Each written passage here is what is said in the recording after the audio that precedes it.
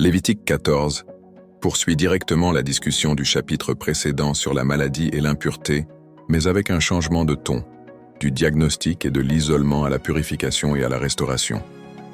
Ce chapitre décrit les rituels élaborés pour la purification des personnes guéries de graves maladies de peau, souvent appelées lèpre, et étend ses principes aux foyers touchés par des formes similaires de dégradation. Son message plus profond est un message d'espoir. Ce qui a été souillé peut être purifié par la grâce divine. Le chapitre commence par la déclaration de Dieu. Voici la loi du lépreux. Le jour de sa purification, il sera amené au prêtre. Lévitique 14, 1-2.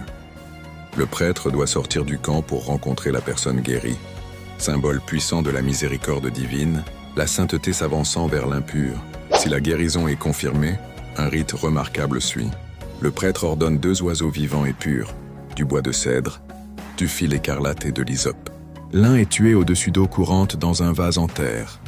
L'oiseau vivant, ainsi que le bois de cèdre, l'écarlate et l'hysope, est plongé dans le sang de l'oiseau immolé. Le prêtre asperge ensuite la personne à purifier de ce sang 7 fois et relâche l'oiseau vivant dans un champ. Lévitique 14, 4, 7.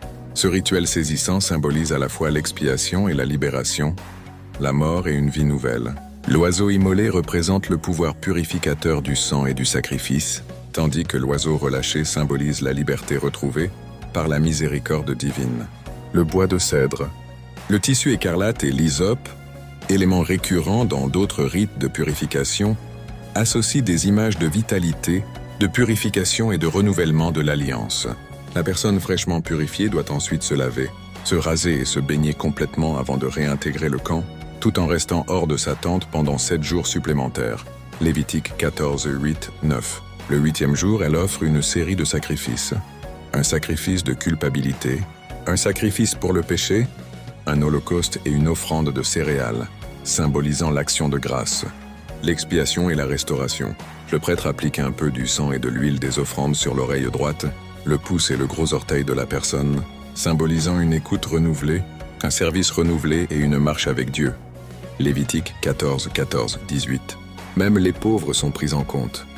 Ils peuvent substituer des sacrifices moins coûteux, sans pour autant diminuer la signification spirituelle.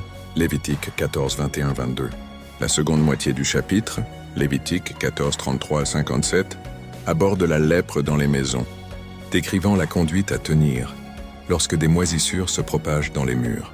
Le prêtre inspecte, met en quarantaine et, si nécessaire, ordonne l'enlèvement des pierres infectées, voire la démolition de la maison.